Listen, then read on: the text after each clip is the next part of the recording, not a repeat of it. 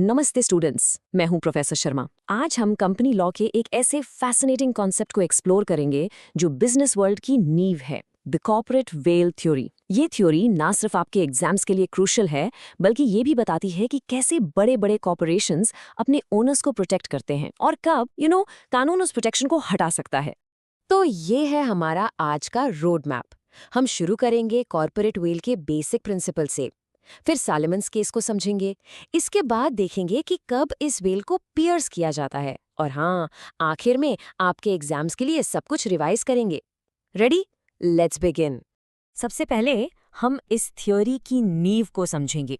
You see, ये company law का bedrock है, इसलिए इसे ध्यान से समझिएगा। कंपनी लॉ का जो सबसे फंडामेंटल प्रिंसिपल है वो है सेपरेट लीगल एंटिटी। इसका मतलब क्या है? सिंपल, जैसे ही एक कंपनी इनकॉर्पोरेट होती है, कानून की नज़र में वो एक अलग व्यक्ति बन जाती है, एन आर्टिफिशियल पर्सन। वो अपने मालिकों से यानी शेयर होल्डर्स और डायरेक्टर्स से बिल्कुल अलग होती है। अब इसी सेपरेट लीगल एंटिटी के कॉन्सेप्ट से एक इनविजिबल पर्दा यानी एक वेल क्रिएट होता है कंपनी और उसके मेंबर्स के बीच।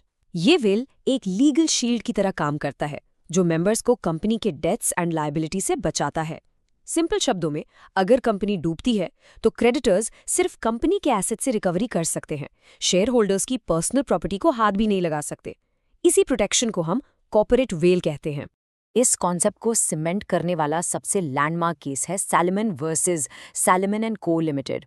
स्टूडेंट्स, ये केस इतना इंपॉर्टेंट है कि इसके बिना कॉर्पोरेट वेल का कोई भी आंसर अधूरा है, तो इसे प्लीज ध्यान से समझिएगा। तो ये है केस की टाइमलाइन। एरन सैलमन एक लेदर मर्चेंट थे। उन्होंने अपने बिजनेस को एक लिमिटेड कंपनी में कन्वर्ट किया जिसका नाम था सोलोमन एंड कंपनी लिमिटेड। इस कंपनी में उनके साथ उनकी फैमिली के 6 और मेंबर्स थे, basically just to fulfil the legal requirements. फिर उन्होंने अपना बिजनेस इस नई कंपनी को बेच दिया, लेकिन कुछ टाइम बाद बिजनेस फेल हो गया और कंपनी लिक्विडेशन में चली गई।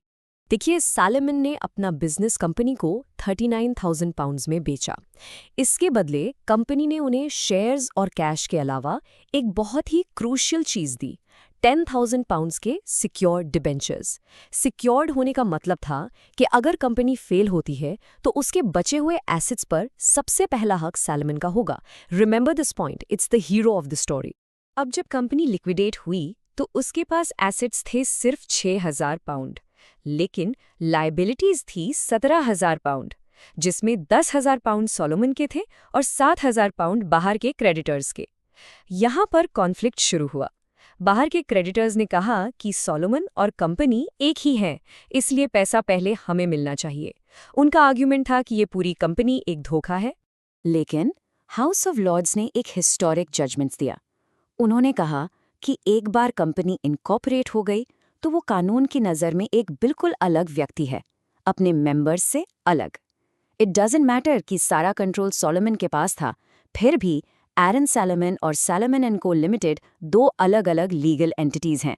इसीलिए एक सिक्योर्ड क्रेडिटर होने के नाते कंपनी के एसेट्स पर पहला हक सैलमन का ही है।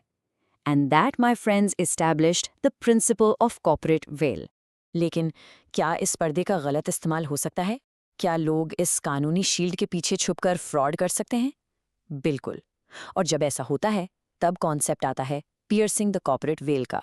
तो सवाल ये उठता है, अगर इस लीगल शील्ड को फ्रॉड करने, टैक्स चुराने या कानून को धोखा देने के लिए इस्तेमाल किया जाए, तब क्या होगा? क्या कानून इस पर्दे के पीछे झांक नहीं सकता? Well, of course it can. Lifting the well का मतलब है कि कोर्ट इस पर्दे को हटाकर कंपनी के पीछे छुपे असली लोगों को देखती है। ऐसे एक्सेप्शनल केसेस में कोर्ट कंपनी की सेपरेट आइडेंटिटी को इग्नोर करती है और डायरेक्टर्स या मेंबर्स को उनके एक्शंस के लिए पर्सनली लायबल ठहराती है।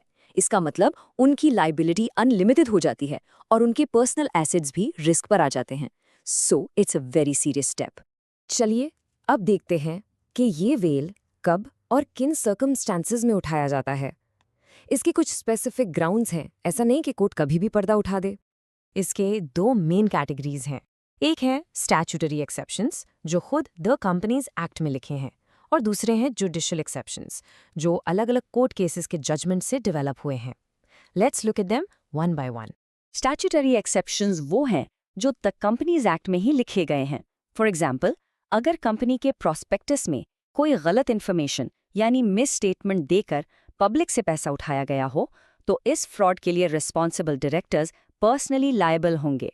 इसी तरह सेक्शन 339 के तहत अगर कंपनी के वाइंडिंग अप के टाइम ये प्रूव हो जाए कि बिजनेस का मकसद ही क्रेडिटर्स के साथ फ्रॉड करना था, तो भी वेल लिफ्ट करके डायरेक्टर्स को रिस्पॉन्सिबल ठहराया जाएगा। और अगर कंपनी आईपीओ के बाद मिनिमम सब्सक्रिप्शन नहीं कलेक्ट कर पाती और एप्लीकेशन मनी रिटर्न करने में फेल हो जाती है, तो डायरेक्टर्स पर्सनली लायबल होंगे इंटरेस्ट के साथ पैसा वापस करने के लिए। अब जुडिशियल एक्सेप्शंस कोर्ट्स ने अलग अलग केसेस में अपने जजमेंट से डेवलप किए हैं। फॉर इंस्टेंस, अगर कोई कंपनी सिर्फ इसलिए बनाई गई है ताकि टैक्स इवेजन किया जा सके, तो कोर्ट वेल लिफ्ट कर सकती है। या अगर एक कंपनी सिर्फ एक शैम या दिखावा है जिससे कोई पुराना लीगल ऑब्लिगेशन या कॉन्ट्रैक्ट तोड़ा जा सके, तो भी कोर्ट पर्दे के पीछे देखेगी। एक और क्लासिक एग्जाम्पल है वॉर टाइम में एनिमी कैरेक्टर डिटर्मिन करने के लिए। ये चेक करने के लिए कि कंपनी को दुश्मन देश के लोग तो कंट्रोल नहीं कर रहे, उस केस में भी वेल लिफ्ट किया जा सकता। चलिए, अब सबसे इम्पॉर्टेंट पार्ट पर आते हैं, आपके एग्जाम्स। इस सेक्शन से आपको पता चलेगा कि इस टॉपिक पर एक परफेक्ट हाई स्कोरिंग आंसर कैसे स्ट्रक्चर करना है। अगर एग्जाम में इस टॉपिक पर क्वेश्चन आए, तो आप इन 4 स्टेप्स में अपना आंसर स्ट्रक्चर कर सकते हैं फॉर मैक्सिमम मार्क्स। पहले प्रिंसिपल डिफाइन कीजिए, फिर सैलमन केस को डिटेल में समझाइए, उसके बाद एक्सेप्शन यानी लिफ्टिंग द वेल को इंट्रोड्यूस कीजिए, और आखिर में स्टैट्यूटरी और जुडिशियल ग्राउंड्स को एग्जाम्पल्स के साथ लिस्ट कीजिए। Trust me, you'll score well. तो स्टूडेंट्स, ये था कॉर्पोरेट वेल थ्योरी का कंप्लीट एक्सप्लेनेटर। ये कॉन्सेप्ट ना एक दो धारी तलवार है। एक तरफ ये बिजनेस और इनोवेशन के लिए एक जरूरी शील्ड है, दूसरी तरफ ये मिसकंडक्ट के लिए एक पोटेंशियल लूप होल भी बन जाता है। आपको क्या लगता है, is the well a necessary shield और अ कन्वीनियंट लूप होल? इस डिबेट को जरूर सोचना। All the best for your exams.